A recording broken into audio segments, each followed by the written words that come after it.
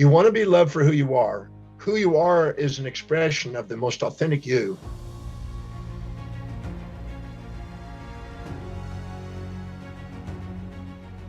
I'm going to talk about the importance of saying I love you.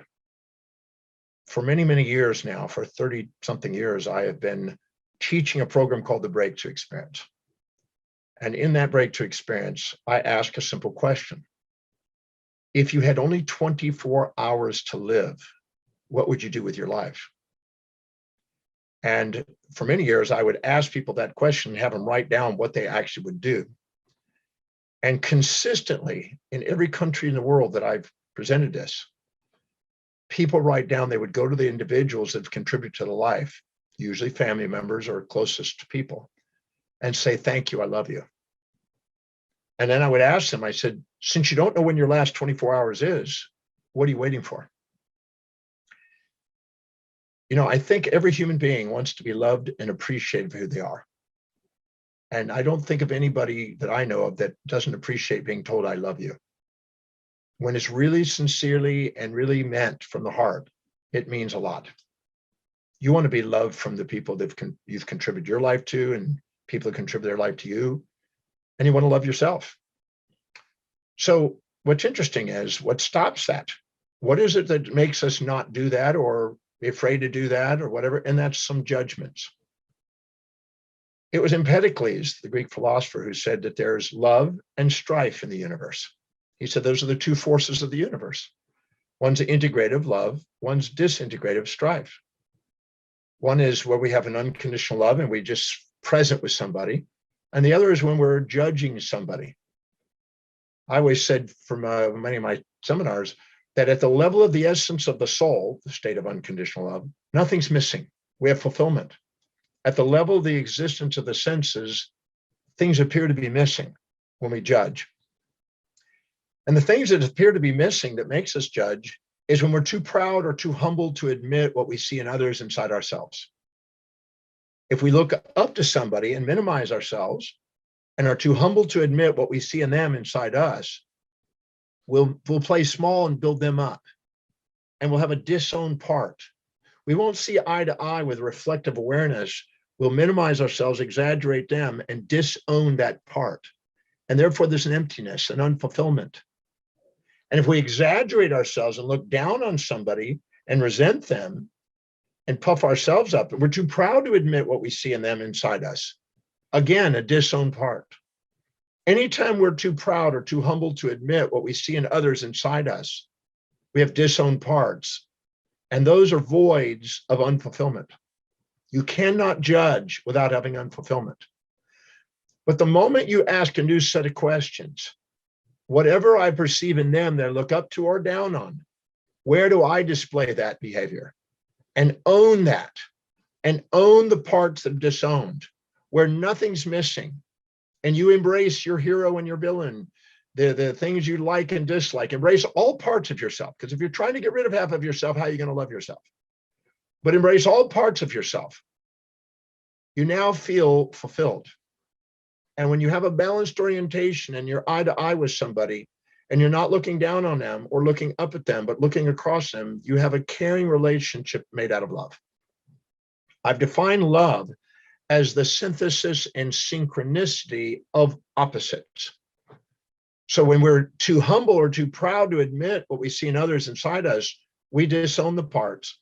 But when we're not too proud or too humble, we're just being authentic, our true self. We love the parts. We embrace the parts. It's interesting that we go around and we say we want to be loved for who we are and appreciate who we are. And I've asked millions of people that question. How many of you want to be loved and appreciated for who you are? Every hand goes up.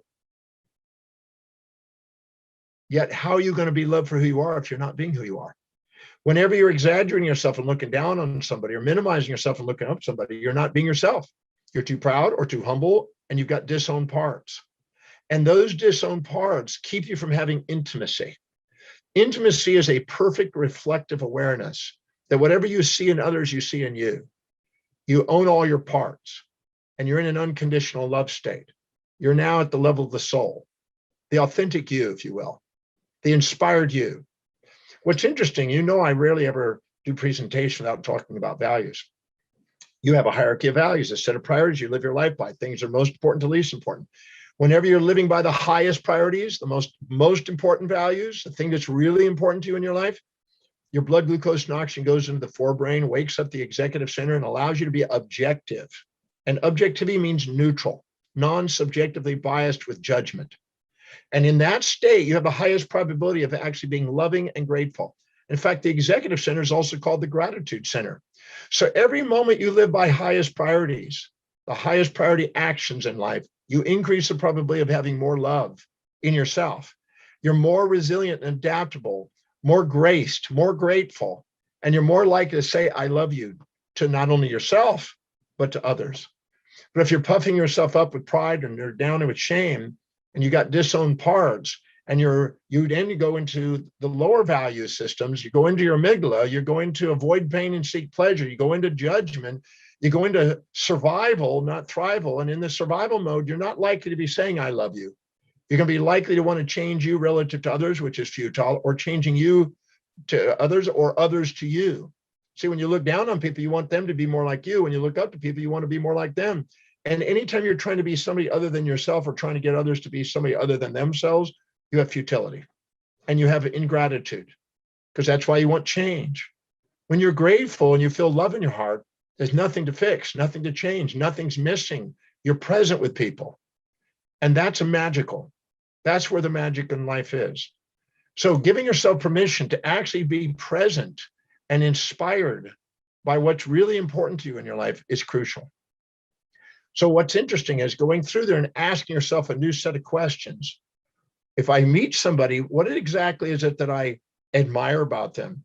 And ask yourself, what specific trait, action, or inaction do you perceive this individual displaying or demonstrating that you admire most?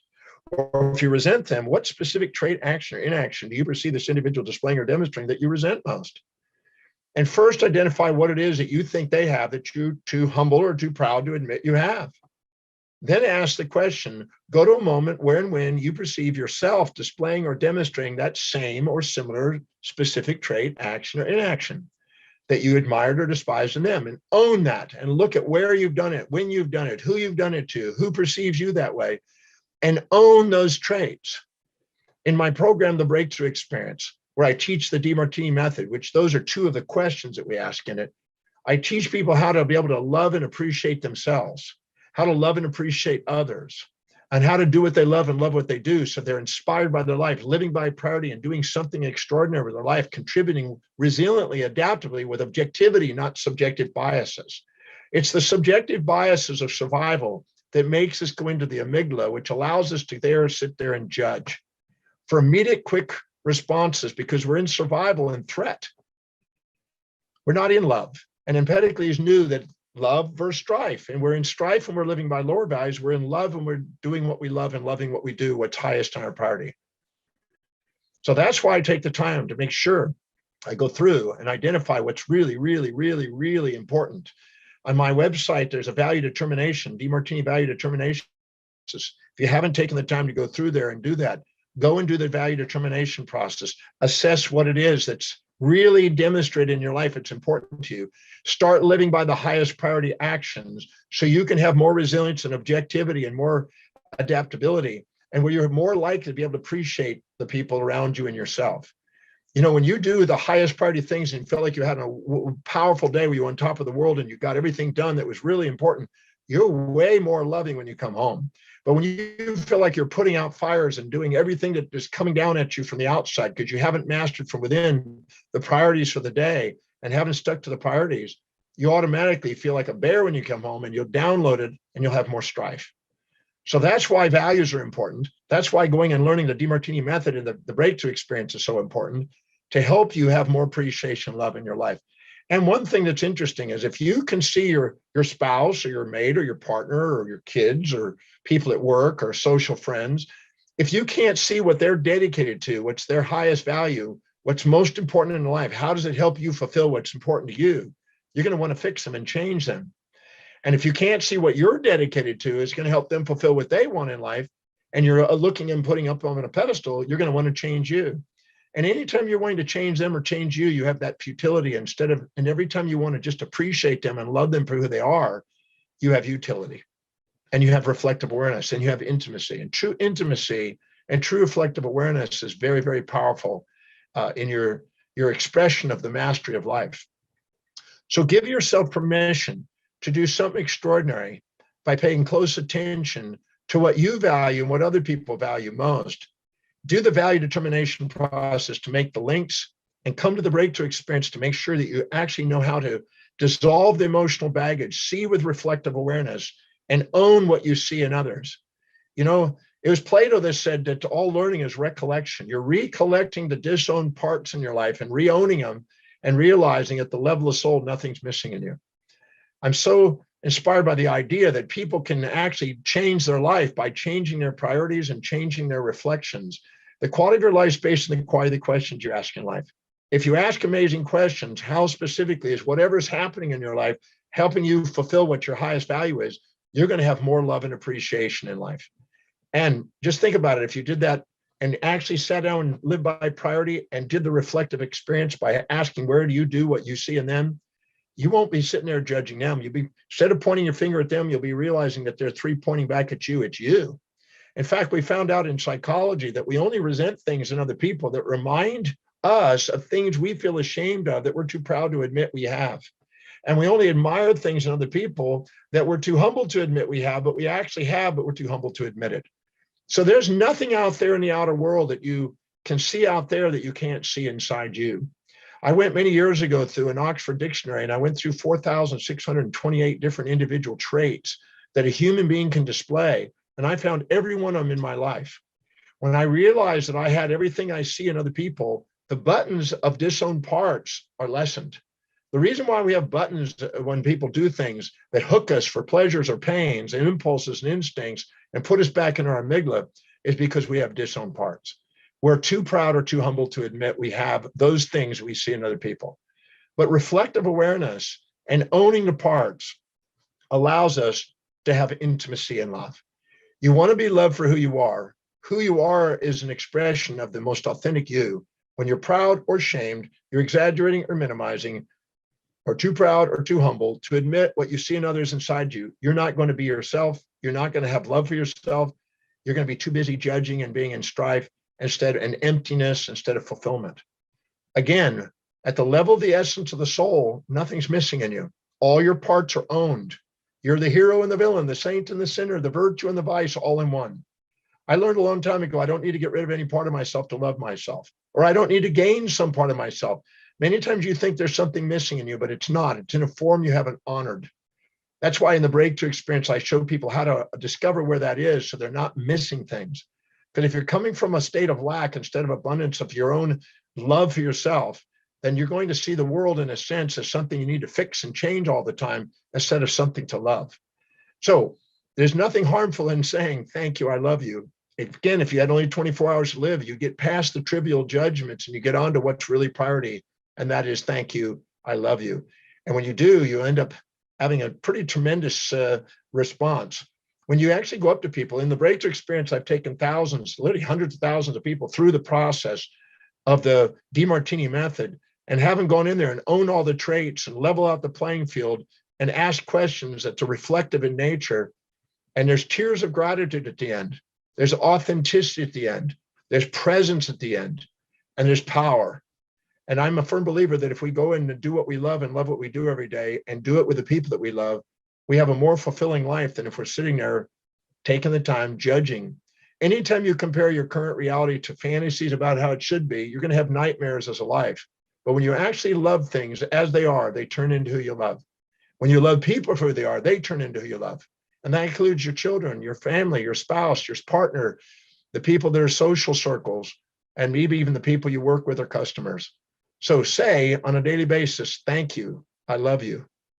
Again, if you had only 24 hours to live, that's what you'd be doing. And we know when our last 24 hours is. So what are we waiting for? I want to take a few moments today to just talk about how important it is to say, thank you, I love you. And just know that that word could have a ringing effect on the people you touch. And I know that in my life, my mom, I'll share a little story here. When I was 18 years old, I ended up trying to go back to school and I failed my first test in college. And I was really distraught because I really wanted to be able to go and be a teacher and philosopher and travel the world and do what I do. But when I failed my first test and I got a 27 and I needed a 72 to pass, I came home crying. I curled up in a fetal position inside my living room at my parents' house. And my mom found me in the living room crying because I was really distraught. I was just thinking, I guess I don't have what it takes. I was told in first grade I would never be able to read or write, never amount to anything, never go very far, not communicate effectively. And all of a sudden, when I failed my test, I could hear my first grade teacher talking. And when she came in, my mom came in there and saw me there. She said, "Son, what happened?" I said, "I blew the test. I failed. I guess I don't have what it takes." And she said, "Son, whether you become a great teacher and philosopher and travel the world like you do, or whether you return to the Hawaii and ride giant waves like you've done, or return to the streets and panhandle like you've done, I just want to let you know that your father and I are going to love you no matter what you do." When my mom said that, my hand went into a fist. I looked up and I saw the vision that I had when I was 17 years old when I met Paul Bragg. And I saw that vision and I said to myself with a fist, I said, I'm going to master this thing called reading, studying, and learning. I'm going to master this thing called teaching, healing, and philosophy. And I'm going to do whatever it takes, travel whatever distance, pay whatever price to give my service of love. I'm not going to let any human being stop me on the face of the earth, not even myself. I got up and I hugged my mom. I thanked her. I felt love from her, an unconditional love from my mom. And I went in my room and I started reading the dictionary and grew my vocabulary enough to where I could read and eventually study and learn enough to pass school. And I went on to be a scholar, and I went on to live my dreams and do what I love in life. And that's the power of saying, "Thank you, I love you." When my mom said, "No matter what, we're going to love you," she gave me one of the greatest gifts a human being can give somebody, and that is, "Thank you, I love you." So just in case you haven't heard it, go stand in front of the mirror and say, "No matter what I've done or not done, I'm worthy of love. Thank you, I love you."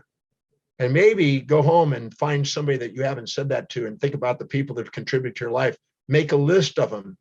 Go make a very big list of it, and to go have some reflective awareness and transcend the triviality of any judgments of superiority or inferiority, and just say, "Thank you, I love you," and see what happens. It might just blow your mind. You'll get a reciprocal effect back, and it just might open up the doorways of opportunity for you in the future.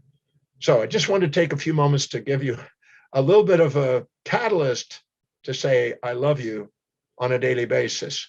And keep a record of it, and keep a list of all the things you're thankful for and that you say you love you to. Make a list of those people and think about the people you may have not said it to because you don't know when your last 24 hours is. And to supplement that, I have a free masterclass called Balancing Your Emotions for Greater Achievement. Take advantage of this free masterclass because it's basically how to balance your emotions. See, love's the synthesis and synchronicity of complementary opposites. It's a balanced state. The polarized emotions of elation, depression, infatuation, resentment, admire, despise, when you join them together at the same time and embrace both sides of yourself and life, your life and the people around you, you get to say, "Thank you, I love you." And what a great list to do and keep a record of on a daily basis. This is Dr. Demartini. Just wanted to take a moment to talk about the importance of saying, "Thank you, I love you," and give you some tips on how you can do that. And please take advantage of this masterclass. And join me at the Breakthrough Experience so I can show you how to do the method so you can find that anything that's ever happened in your life is on the way, not in the way. So you have more to be grateful for and more to say, "I thank you, I love you" for.